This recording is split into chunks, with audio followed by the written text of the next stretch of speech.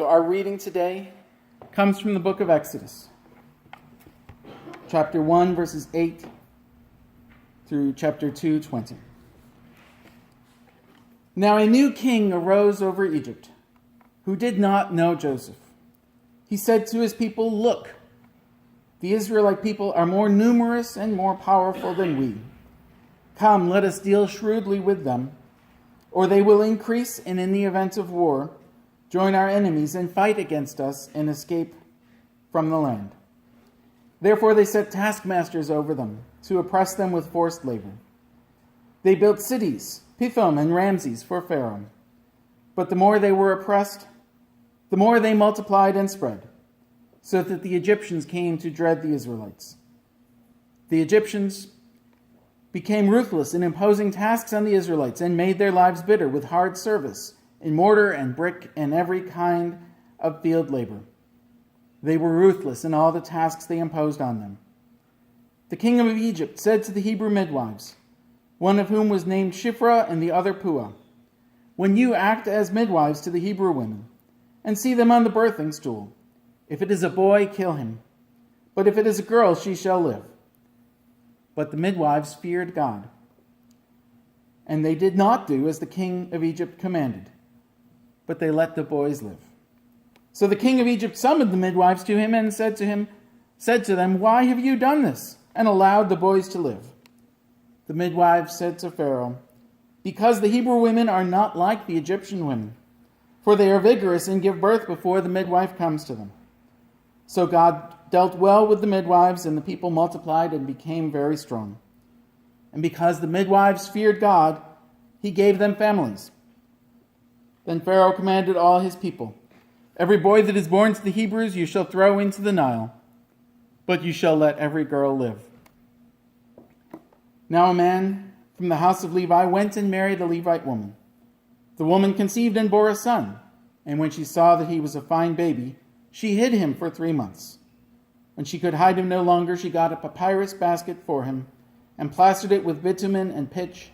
She put the child in it and placed it among the reeds on the bank of the river. His sister stood at a distance to see what would happen to him. The daughter of Pharaoh came down to bathe at the river, while her attendants walked beside the river. She saw the basket among the reeds and sent her maid to bring it. When she opened it, she saw the child. He was crying, and she took pity on him. "This must be one of the Hebrews' children," she said. Then his sister said to Pharaoh's daughter, "Shall I go and get you a nurse from the Hebrew women to nurse the child for you?" Pharaoh's daughter said to her, "Yes." So the girl went and called the child's mother. Pharaoh's daughter said to her, "Take this child and nurse it for me, and I will give you your wages." So the woman took the child and nursed it.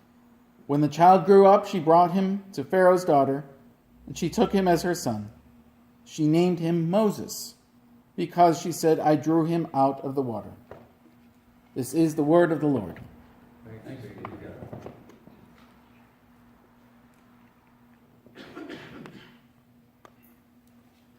After I sent Nancy the information for the bulletin, I thought that maybe I could have made some kind of joke in the title about putting everything in one basket, but I'm always worried that the funny titles will cause confusion. We've been following the story of Joseph in the last few weeks. Now we move into Exodus, a familiar story for many, but maybe there are some details that we sometimes overlook. Genesis ended on a positive note. Jacob's family was safe. They were mostly reconciled as far as we can tell. But then, as Exodus puts it, a Pharaoh who didn't know Joseph came along. Life is like that sometimes. Things seem to be going well, and then they can change suddenly through no action of our own. I mean, this is something that I'm sure none of us can relate to right now with all the pandemic-related changes. The chronology here is fuzzy, and let's face it, the biblical chronology in general is fuzzy when you get some people who live to be 800 years old in Genesis. And so I'm not going to worry too much about the precise dates, but the main point of the narrative is that the Israelites suffered.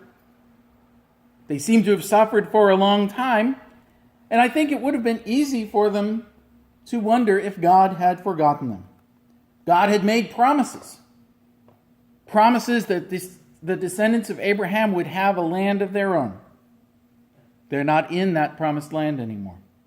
God had made promises that there would be many descendants, and that part certainly came true. But God had also promised to be with them. And I'm sure as they grew in number, some wondered where God was in their suffering. But that's where the story gets interesting. Pharaoh tries to hurt the people, but they survive. And they keep growing. And then when Pharaoh tries to get rid of the baby boys, the midwives resist. Now, I always like this story. I always remember the names also because that was one of the quiz questions that I got wrong in seminary. I just completely blanked. I couldn't remember the names, and so I didn't want to leave it blank, so I wrote in Laverne and Shirley. I got a smiley face on the quiz, but the teacher didn't give me any points, and that's okay. But it's important to note that here in this story in Exodus, the heroes, the main actors and characters, are all women. And in fact, we see names for some of them. Or at least elsewhere in Exodus we get their names, much more than in many of the biblical stories where a woman is just known as someone's wife. For instance, we don't know who the name of Noah's wife. She was just his wife.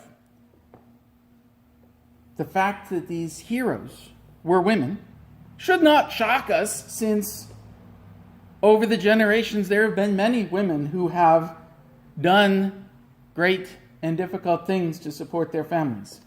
But sometimes in the Bible, that gets overlooked. And so the midwives resist Pharaoh, and then Moses comes along.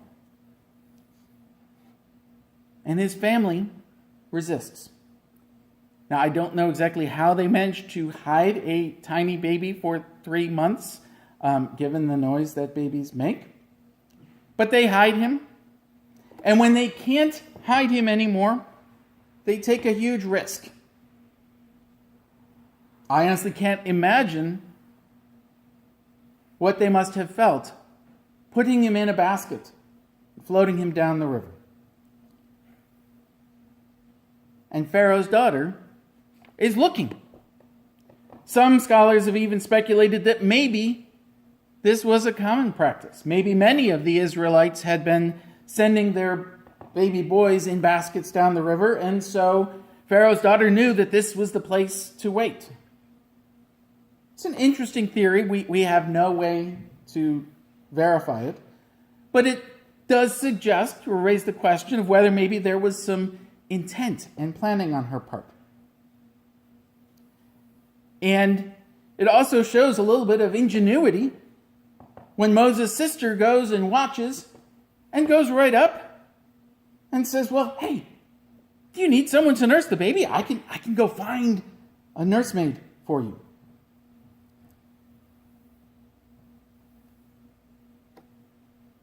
We face many struggles, sometimes struggles that we could never have imagined. And if someone had asked us ahead of time, do you think you could survive this?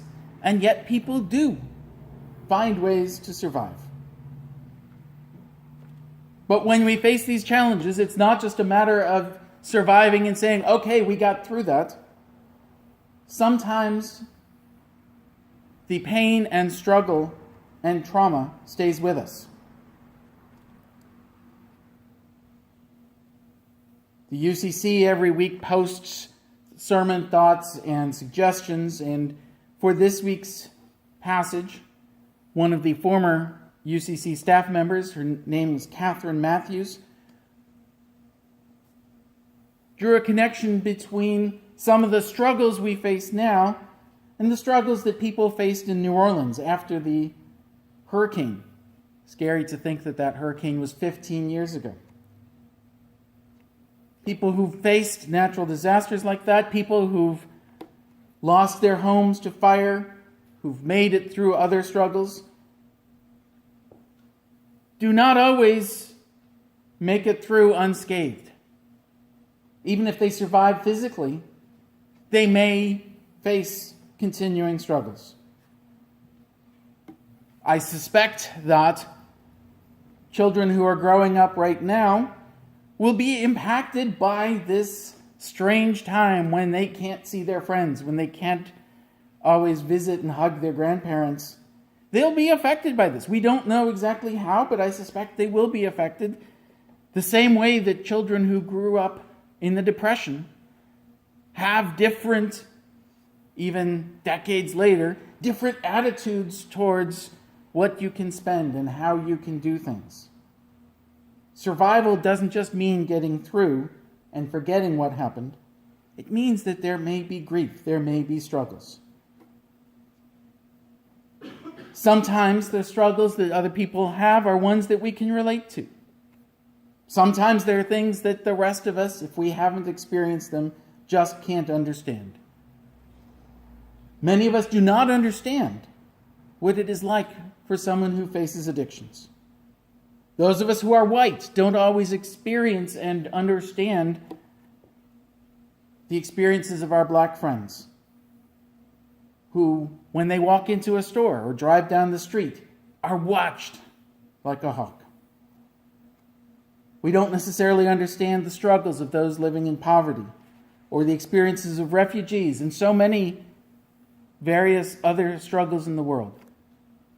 But what do we do? Do we say, well, as long as it doesn't affect us, it's not a problem? And yet, this pandemic has shown us that the things that happen to other people affect us as well. Or maybe, can we find creative ways, like the Egyptian midwives, to disrupt patterns of suffering and injustice? Do we look at things that are going on and say, well, this is just how things are, how they always have been? Or do we say, maybe this is how they are, but it's not how they have to be? Whether in church or in school or in the community, I hear many people say things, and I know I say them too, of, I just want things to be the way they used to be. And yes, there would be many times I would rather not have to wear a mask, not have to wear a face shield to teach, not have to worry about my glasses fogging up, to be able to go and hug people. But when the restrictions are lifted, will we go back and try to pretend that nothing has happened? Or maybe, now that we've become aware of the challenges that other people face that have sometimes made this pandemic even harder, maybe we can change. I've heard many people say that when God acts, God is acting through people. Through the midwives, through Moses' parents, and sister and Pharaoh's daughter, through the people making masks and delivering food. I've said before that I've been helping with the group that's been delivering food baskets every week in Kenmore and Tonawanda. And it turns out that two of the volunteers are a young couple who are starting a new church. And normally when you come in to start a new church, you do all kinds of advertising and maybe special events, or say, hey, we're going to have a concert at the facility tonight. Well, that's been kind of difficult in the past months. So the two of them looked around to see what needs there were in the community. And 2 or 3 days a week, they've been helping out with these deliveries. I think that's a good example of how we can all look around and see what we can do. We can reach out and support people through the efforts of our churches, through the efforts of the national church offices, Church World Service, and other organizations. And by supporting those organizations, we can help other people too. And we can get through this. At the beginning of the pandemic, I shared a video of a song on the church Facebook page by a singer called Carrie Newcomer, and the song is called You Can Do This Hard Thing. I'm not going to read all the lyrics, but she starts out remembering Well, remembering her father sitting at the table with her as she's struggling to learn arithmetic. Later, as she's waiting at the train station to go off on her own. And her father said, "You can do this hard thing." She ends by saying, "It's not easy, I know, but I believe that it is so. You can do this hard thing." Here we stand breathless and pressed in hard times. Hearts hung like laundry on backyard clotheslines. Impossible just takes a little more time. From the muddy ground comes a green volunteer. In a place we thought barren, new life appears. Morning will come whistling some comforting tune for you. You can do this hard thing. You can do this hard thing. It's not easy, I know, but I believe that it's so. You can do this hard thing. As much as many of us hoped by now to be back to normal, we're nowhere near normal. Some of us never were normal, but that's a whole other story. But we can persevere.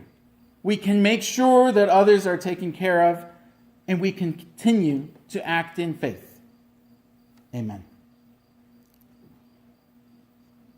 We go into this world as parents of God's love. Let us be transformed by the renewing of our minds. Let us not think more highly of ourselves than we ought. Let us go to remember that we can't do it alone. We stretch out our hands as God brings birth to new life.